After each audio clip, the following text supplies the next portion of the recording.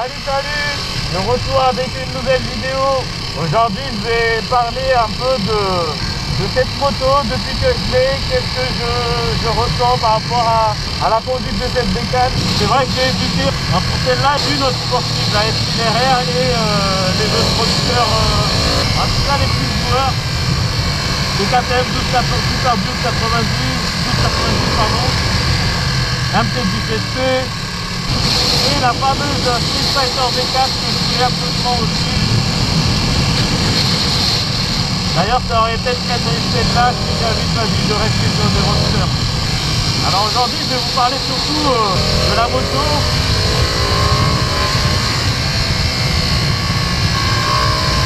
Franchement je suis super satisfait. Parce que j'avais vraiment beaucoup d'appréhension sur le fait de posséder une sportive et d'utiliser tous les jours pour aller au boulot, etc. D'ailleurs c'est ce que je fais, hein. Je fais environ 300-350 km. Je voulais déjà une moto pour me faire plaisir. Et je ne suis pas vraiment dans cette quête à la puissance, etc. C'est pas mon délire.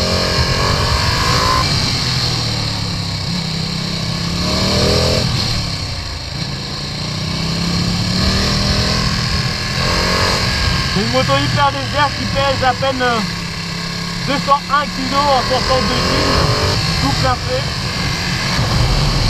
Donc une moto très maniable, plutôt légère on va dire, une moto hyper fine. Quand je regarde les autres sportifs du type des Big Fitter, BMW SLRR, etc., c'est pas du tout le même gabarit en termes de largeur de la moto, etc. et même la taille en longueur, quoi. C'est une moto très petite, très concentrée, très fine. Et c'est un régal, hein. C'est un régal des enchaînements de virages sur cette moto. Il y en a qui peuvent être surpris de voir qu'on peut vraiment rouler et se faire plaisir avec cette moto-là, surtout avec les routes qu'on a à Mayotte. Donc pour revenir à cette moto, c'est 10 300 km avec, un peu plus d'ailleurs maintenant à l'heure où je parle, mais aucune déception. Effectivement ça chauffe un petit peu sur les cuisses.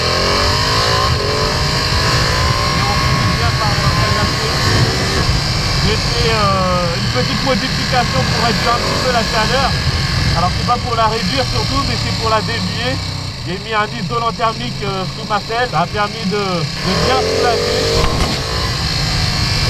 Donc c'est une moto qui fait 200 kg, qui a un réservoir de 17 litres.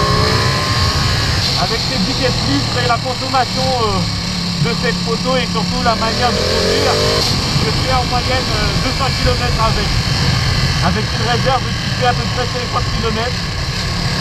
Pour moi ça va, franchement je m'attendais à pire. Quand j'entends parler de la Panigale V4 qui fait 150 km, voilà quoi, j'en rigole un peu. Donc j'ai les feux automatiques. Il suffit qu'il fasse un petit peu sombre et la moto se met en mode nuit avec ses feux de croisement allumés. Les clignotants ils sont automatiques aussi, c'est-à-dire j'ai pas besoin de les enlever. Je mets le clignotant et quelques secondes après il s'éteint tout seul. Donc cette moto a encore son échappement d'origine. Il y aura forcément une vidéo lorsque j'aurai installé le nouvel échappement pour cette moto. Mais même avec la ligne d'origine, franchement elle fait un boucan, c'est un truc du taré.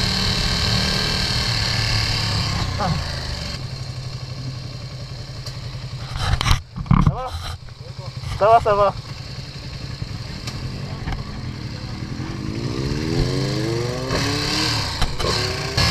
Donc c'est une moto très fine, très légère.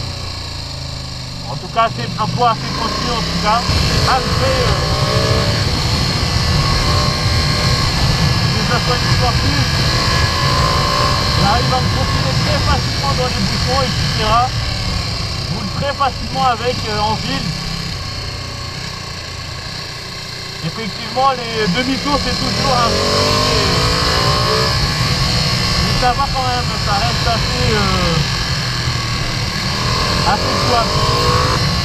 Moi, en termes de puissance, en tout cas, je suis très satisfait, pas besoin de plus.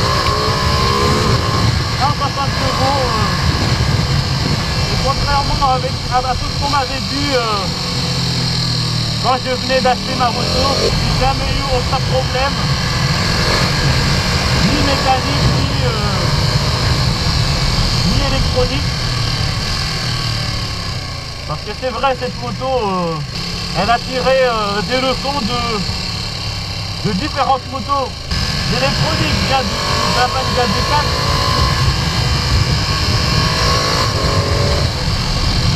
Et c'est le moteur de la 959.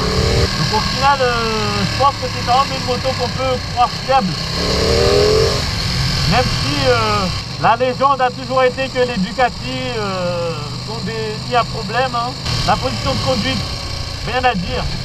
Certes, c'est contraignant comparé à un roadster, mais comparé aux autres sportifs, c'est une moto super confortable. Le shifter, il est juste d'une douceur absolue. Pas d'à-coups. On sent à peine au sélecteur qu'on a changé de vitesse, mais son électronique qui fonctionne tellement bien. J'ai déjà eu affaire à des freinages brusques en plein virage. L'ABS cornering, comme ils disent, le cornering ABS, il fonctionne tellement bien. Même en virage, il fonctionne super bien. La moto, elle se relève pas. Ça freine quand même et on sent que l'ABS travaille. J'ai l'impression que l'anti-wheeling est tellement efficace que même désactivé, ma moto elle ne lève pas. Bah, après, je suis peut-être pas un expert. Le frein moteur, j'adore. J'utilise beaucoup de frein moteur d'ailleurs, quel que soit le mode de conduite que j'ai. Alors, il faut savoir que cette moto, il y a des motos qui ont des Diablo Rosso Corsa 2.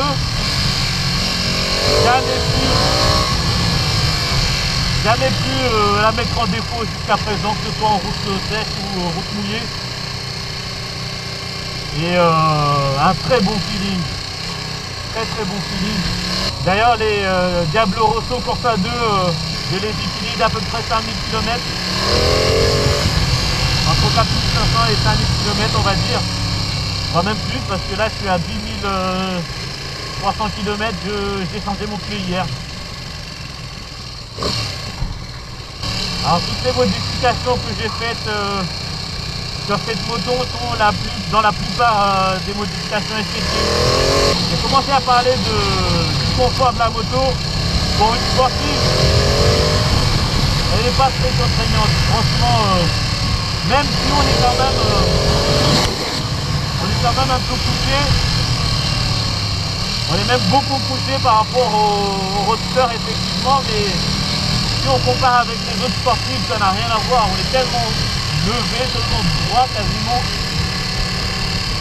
avec des guillemets bien sûr, mais voilà, effectivement, à part la chaleur où il faut prendre un petit peu d'habitude. D'ailleurs, j'ai même pas de cuir en fait pour le bas et avec mon jean, ça marche, ça suffit largement tout ça pour contenir la chaleur et ne pas trop la sentir, ça c'est sûr. Alors c'est un jean moto effectivement, mais quand même quoi, ça aide beaucoup. Qu'est-ce qu'on prend de l'angle avec une sportive, effectivement, on peut se poser la question pourquoi on n'est pas rentré sur une sportive avant. Moi je dis justement c'est bien de commencer peut-être par un roadster. Au moins on prend de l'expérience là-dessus et quand tu viens sur une sportive avec un peu plus d'expérience, tu as moyen d'exploiter un peu mieux peut-être la mécanique et de faire mal. Je n'ai jamais eu, enfin si ça m'est arrivé peut-être avec les longues balades de toute une journée d'avoir mal aux fesses un peu ou quelque chose comme ça, mais c'est rare quoi. C'est vraiment exceptionnel, je crois que ça m'est arrivé peut-être une fois.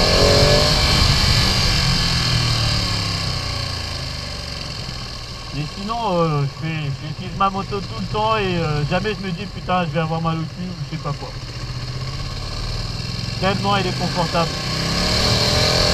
C'est une moto que j'ai acquise, que j'ai achetée à Vesco-Rouen. Donc le Ducati qui se trouve à Rouen. Merci d'ailleurs à Guillaume pour ces échanges qui ont été très intéressants. Évidemment, c'est un vendeur, moi je suis un acheteur, mais des fois on retrouve des commerciaux ou des propriétaires de boutiques qui ne sont pas forcément aussi accueillants, quoi. Donc, comme annoncé, je vais vous montrer un petit peu tout ce que j'ai fait comme modification sur cette moto. Je vous présente donc la Panigale V2 de chez Ducati.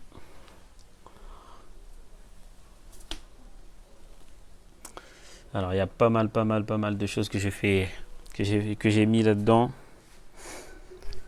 Alors, on va commencer peut-être par le poste de pilotage. D'ici, le couvercle du réservoir, ça a été changé. Du coup, c'est du Rizoma, spécial pour Ducati, spécial surtout pour la Panigale et les Street Fighter. Alors, j'ai changé aussi les poignées.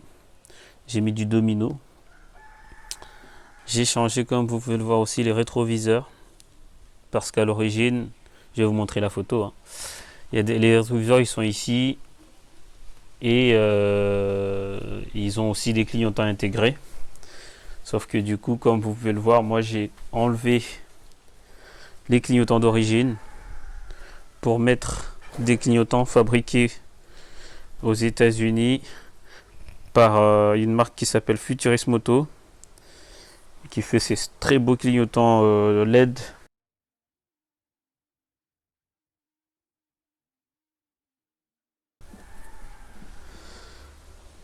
Ah, elle est beaucoup plus jolie comme ça. Moi je préfère en tout cas. Du coup, pour continuer un petit peu avec les modifications que j'ai fait, tout ce qui est partie noire là, c'est du covering pour ressembler un petit peu à la Panigale. C'était l'objectif. J'ai installé aussi des protège-fourches. J'ai également installé un protège radiateur, en tout cas celui du bas. Il faudrait que je me dépêche pour installer celui du haut parce que comme on le voit, ça commence à s'abîmer un petit peu. Il y a également ici, à la place des les sortes de rondelles là, à la place des entretoises, en fait, il y avait un réflecteur, assez moche d'ailleurs, que j'ai enlevé pour mettre ces entretoises dorées. Donc il y a ça aussi, c'est du Ducati, spécial Ducati par Rizoma. Alors l'objectif c'est de rester toujours dans ce thème noir, rouge et doré. D'où les entretoises dorées. Ça c'est resté en rouge. Mes rétros, j'ai préféré garder une petite touche de doré. Les poignées en rouge. Comme je vous expliquais, c'est du Sax qui est ici.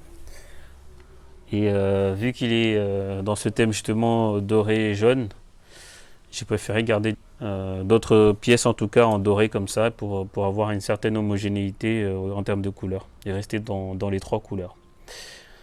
Le shifter. Je ne vais pas vous expliquer à quoi sert un shifter. Donc c'est du monobras. Pour ceux qui ne savent pas, ça veut dire qu'il n'y a pas quelque chose qui retient la jambe de l'autre côté en fait. C'est que d'un côté. Ici, comme je vous ai expliqué, c'est du Diablo Rosso Corsa 2. Là actuellement, j'ai du 200 par 55. À l'origine, ils mettent du 180 par 60. Toujours sur du 17 pouces.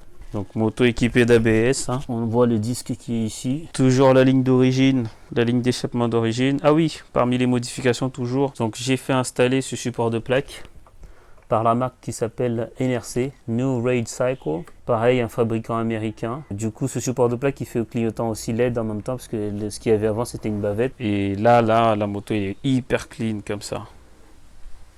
Comme vous pouvez le voir, c'est nettement mieux. Les carénages, ici, j'ai mis aussi du covering noir. Ah oui, il y a le protège réservoir en carbone de chez Ducati Performance. Et je vous avais parlé aussi de l'isolant thermique, je veux dire, le papier isolant thermique. Sur cette moto, je faisais beaucoup de duo, au moins pendant 3 mois. Et c'est pas le plus confortable, on est bien d'accord. Après, la personne qui est là, elle est très haut perché. Les cale-pieds qui sont quand même assez haut perchés aussi. Elle a les genoux sur les hanches du pilote, mais ça se fait quand même. Mais ça va, ça reste assez confortable. Les deux selles restent assez confortables. Moi, je suis déjà monté d'ailleurs à l'arrière. Le seul problème, c'est qu'on glisse beaucoup vers l'avant, que ce soit le pilote ou le passager. Le bouchon de remplissage d'huile et les pare-talons en carbone. Voilà. Donc voilà la Panigale V2. Dans sa globalité, je pense avoir fait le tour sur tout ce qui est modification. Ah oui, ici, les liserés quand même, ça c'est pas d'origine. J'ai installé ça très récemment d'ailleurs. C'est le dernier truc que j'ai installé dessus, je crois. Donc voilà, à quoi ressemble ma petite bébête. Ah, je kiffe. Je kiffe les clignotants comme ça là. Je kiffe. Voilà, je vous ai montré un petit peu la bécane, comment elle est. Maintenant, on attend de pouvoir changer ça. Et qu'on vide un petit peu tout ça, qu'on gagne un petit peu de kilos là-dessus. Et ça va être top. Donc voilà, hein, on a parlé de pas mal de choses sur cette moto. Pour ceux qui ne savent pas, c'est du Brembo qu'il y a dessus en freinage. Ici, c'est des étriers M450, je crois que c'est comme ça que ça s'appelle. M50 ou je sais plus quoi. Un truc de ce genre là. En parlant des freins, tout est hydraulique. Frein, embrayage. Là, je vous montre l'embrayage, hein, mais tout est hydraulique ici. Et franchement, le feeling est top. On a des fourches Showa, comme je vous l'ai dit tout à l'heure. Et puis voilà. Hein. Alors, qu'il est beau ce monobras. Il est tellement beau. Il est tellement beau. Je vais vous montrer le compteur maintenant. Voilà, comme prévu, je vais vous montrer le tableau. Il y a donc 3 modes de conduite. Race, Sport et Street. Le Street, c'est un petit peu... Après, tout est personnalisé. J'ai choisi tout ce que je voulais là-dedans. Les niveaux que vous voyez à droite, là, Engine Braking, le frein moteur, Ducati Quick Shifter, DTC Traction Control, ABS et le Wheeling Control. Tout ça, j'ai choisi moi-même le niveau. Et celui-là, en gros, c'est ce que j'utilise quand il pleut, quand la route elle est vraiment mouillée. Celui-là, route sèche ou mouillée, mais en mode ça va encore. Et celui-là, que du sec, par exemple.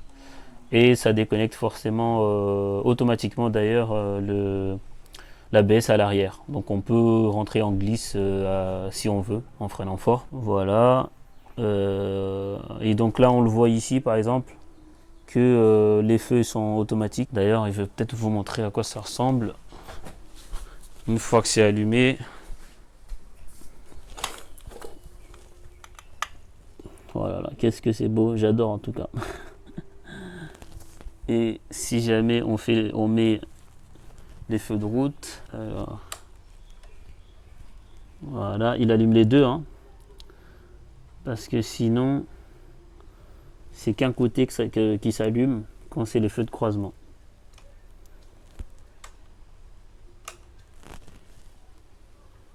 Ça, c'est des appels de phare.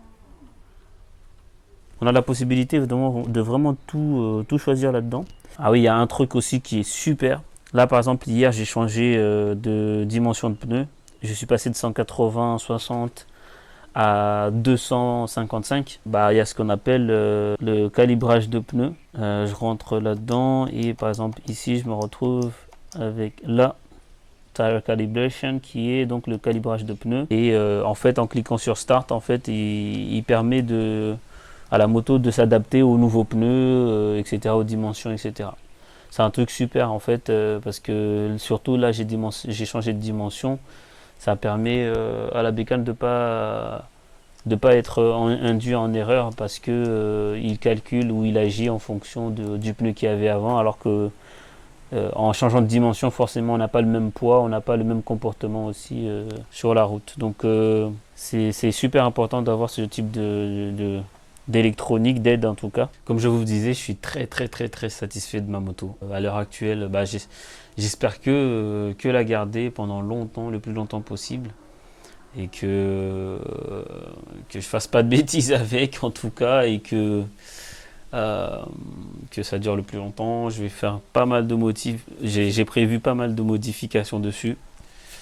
J'ai prévu pas mal de modifications là-dessus et j'ai juste hâte de pouvoir transformer cette moto au maximum. Voilà, je tenais à faire cette vidéo pour ceux qui souhaitent peut-être s'acheter ce type de moto, ou en tout cas ce modèle-là, que ça puisse les aider peut-être dans leur achat. Si jamais il y a des choses que j'ai pas mentionnées et que vous aimeriez bien savoir, n'hésitez surtout pas à me solliciter pour que je puisse en parler, etc.